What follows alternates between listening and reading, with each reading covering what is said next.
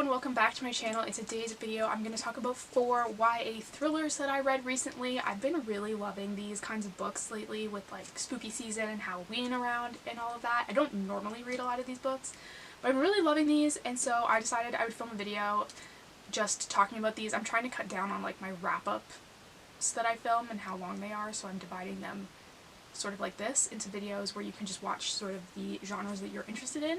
So this one is going to be the YA thrillers that I read recently. And so the first one I read was One of Us Is Next by Karen M. McManus. This is obviously the sequel to One of Us Is Lying, which I feel like is very popular on TikTok and just in general now. They made the TV show of it, so I feel like everyone has heard of it. This is, like I said, the sequel. There's actually a third book coming out in this series, which I didn't realize, and that is kind of exciting.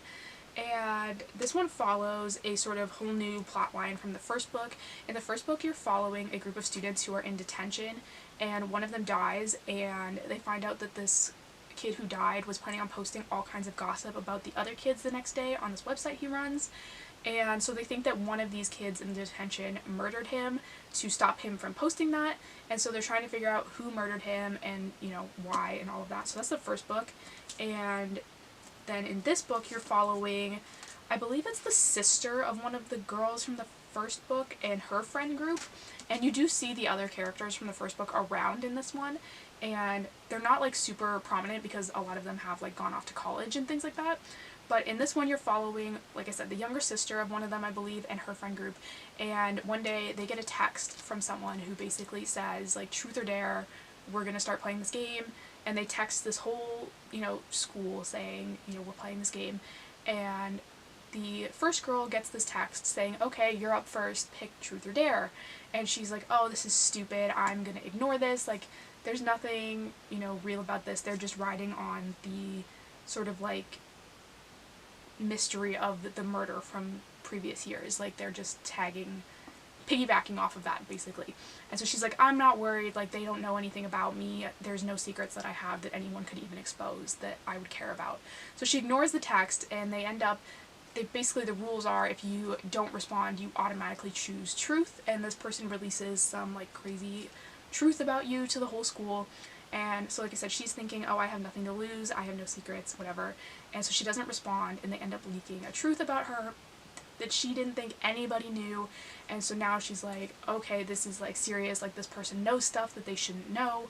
And all the other students then sort of get scared into obviously playing the game because they know this person knows all kinds of crazy stuff about them.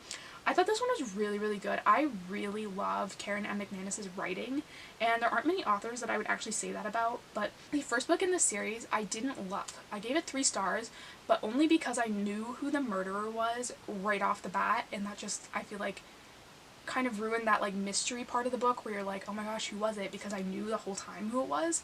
And I did still read the book, and I feel like that speaks a lot for itself. Like, that even though I knew who was going to be behind it, I still wanted to keep reading just because I really enjoyed how she writes things. I am very picky with YA in particular when writers are writing about high school students, because I find sometimes they're just so unrealistic and ridiculous. And like, while these books obviously probably wouldn't happen to most high school students, I do feel like the way that the students are portrayed and the way they think is like close enough to what an actual teenager is like. I feel like sometimes people really overestimate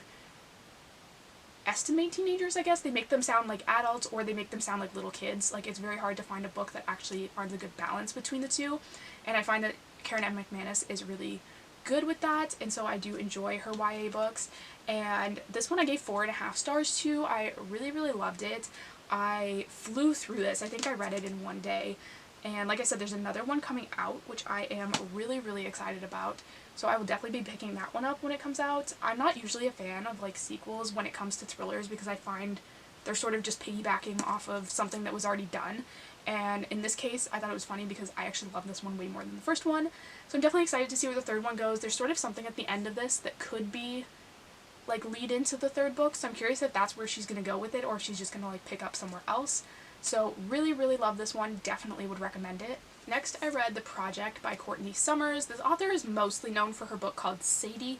I haven't read that one yet, but I did pick this one up because I absolutely love the cover, not even gonna lie. Like, it's just gorgeous. It's got like this like cabin in the woods kind of, in this girl's hair, and I just thought this was really, really pretty. So I picked this up, and I did like this one.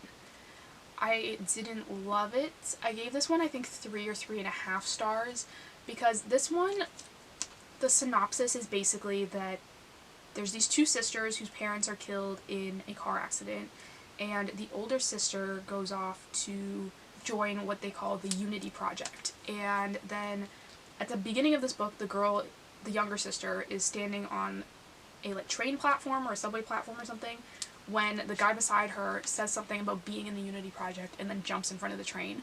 And she's like, okay, that was wild, like what is up with this Unity Project that people are doing that? And she sort of goes on this quest where she's gonna find her sister and figure out what happened.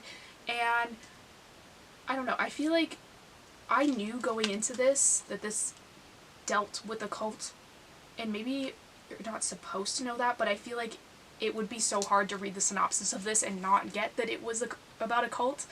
And so I feel like reading this, 80% of it was not very thrillery to me. Like, I wasn't on the edge of my seat. I wasn't like, oh my god, what's gonna happen next? I wasn't, you know, just like, I wasn't getting that sort of anxiousness that I feel like you should be getting with a thriller. It was just like reading a story, like, about this girl's life, and I was like, okay, this is fine. And I sort of like knew how it was gonna end, because I feel like this book was very straightforward in how it ends, and just like, honestly, you could read the synopsis of this and you would know exactly how the story's going to play out. So if you read the synopsis and think you would enjoy the story, honestly go for it. But I think if you read this synopsis and you're like, oh, I hope there's more to this story, then you're going to be disappointed, because there really wasn't. So just keep that in mind if you do want to pick this one up. Like I said, I gave this 3 stars. I would be open to reading more from this author in the future. Like, I definitely do still want to check out Sadie. I actually own it somewhere, so I do want to get to that one and read it. This one just, I don't think was particularly, I don't want to say for me, because like one of the things I find really interesting is cults, so I feel like this book should have been right up my alley. But like I said, it just, maybe I know too much in the realm of cults, that it's just like I knew what everything was going to happen, and maybe if you had never heard of a cult before, you might be surprised by what happens in this. But I think it was just a little predictable, and I did enjoy it. Like, it wasn't a terrible read. Like, I'd still probably recommend it, but it's just not the best thriller out there, and I imagine there are probably even better thrillers out there that deal with cults. And so, like I said, it was good. Not like top tier or anything. I do still really love the cover though. And so yeah, like I said, 3.5 stars for that one. Then I read Karen M. McManus's newest release, which is called Nothing More to Tell, and I really love this one as well. I really just love Karen M. McManus. I'm excited to get to her backlist, because I have all of her other books actually, and I haven't gotten to them yet. And so I'm hoping this video sort of inspires me to finally get around to doing that. But this is her newest release, and this one follows a girl who once went to school with all of these kids in this town and then moves away, and now she has moved back. And since she has left, one of her favorite teachers has been murdered behind the school, and there was a group of 3 kids who found him in the woods that day, and they have kind of just chalked it up to, you know, it must have been some drifter in the woods, that, you know, a robbery gone wrong. The case was never closed, and so now this girl is back in this town, and she is kind of like, okay, this is a little sketchy, I'm gonna look into this. And it was very reminiscent of A Good Girl's Guide to Murder, in that it's a girl who is looking into a crime that sort of involves someone from her high school that has just sort of already, like, people have already moved on from it, I guess, and she's now, like, bringing it back to the surface. And she's investigating all of these, you know, different leads and interviewing all these people and her old friends, and just sort of figuring out what went down that day. One of the things I really like about Karen M. McManus's book, this one in particular, I feel like was really good at this, is that there's a lot of twists and turns. Like, she's very good at making you think, like, oh, it was this person, oh, it was that person, and then you're never right in the end, because she leads you down so many roads that you're like, oh, it could totally be that person. And I really like that in a thriller or a mystery, because I feel like it makes it interesting. It's not fun if you just pick it up at the beginning. If you're like, oh, I know exactly who it is, and it turns out to be that person, like, that's just kind of underwhelming. So I like that she's very good at writing books like that. Like I said, I really, really enjoy her writing. I think she does high schoolers very well. And I just really love this one. Like I said, I think I gave this one 4.5 or 5 stars too. Really, really loved it, and I'm excited to get to the rest of her books, because the ones that I've read have been really good.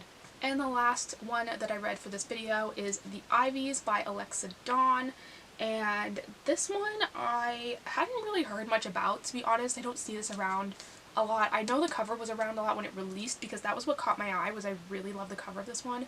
You may be sensing a theme with that here. And so I picked this one up because I did really love it and I thought it sounded interesting. This one follows a group of, I think it's 4 friends, I believe, or maybe 5, who are in like this club basically in their school. Well, it's not really a club. They're just like a friend group that everyone calls the Ivies. And basically they hang out together, and there's 4 or 5 of them, and they have this plan that each one of them is applying to a different Ivy League school. So one of the girls has dibs on Harvard, one of them has dibs on Yale, one has dibs on Penn. Like, they each have one Ivy League school that they're going to apply to, so they're not competing against each other to get into schools, but they're working together to basically screw over the entire rest of their class.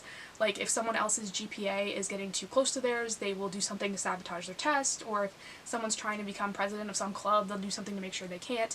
And they're all kind of looking out for each other, but also making sure that in the end they're going to only apply to their one school, so they will never be competing against each other, so they can all have like the top grades and everything. And so that's basically how this starts. And then the book sort of takes off when the admissions come out and they find out that maybe some of the girls didn't stick to the school that they were supposed to apply for.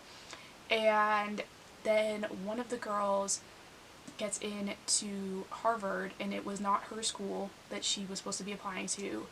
And the girl who was supposed to apply to Harvard doesn't get in. And now all of a sudden this girl who did get into Harvard that wasn't supposed to apply shows up dead. And so they're kind of like, okay, obviously this girl killed her because she took her spot at Harvard. And that is sort of where it takes off, is the main character is investigating, sort of looking into, you know, what happened with this. Was it her? Was it someone else? Was she doing something else? You know, what was going on in her life? And it also is at a boarding school, so this girl is roommates with the girl that died, so she's kind of like has access to all her things and is like, something's weird about this, and she is looking into it. This one was okay. I gave this one 3 stars, I think. I did enjoy it up until the end, I think. I thought the person that it ended up being was kind of dumb, and I thought the motive was even stupider. Like, I could not see that being the motive to murder someone. And so I thought that was kind of sucky, but other than that, like, I did enjoy reading this book, and I'm not usually one that really enjoys, like, the school setting, I guess. I'm not really into, like, the dark academia type things, and so this one was pretty good for that. I haven't read a book that was, like, again, like a dark academia type thing where I actually have loved it, but this one was okay. Like I said, wasn't a huge fan of the ending, but I did think, like, the premise of the book was really interesting. And this author is actually a YouTuber, which I didn't know, and that's kind of interesting. I've never watched any of her videos, but I stumbled upon her channel a couple weeks ago, and I thought that was kind of cool, so maybe check this one out, but like, the ending kind of sucked. So anyway, that is everything for today's video. Thank you guys so much for watching. Don't forget to hit the subscribe button down below. I do new book videos every single week, and I will see you next time.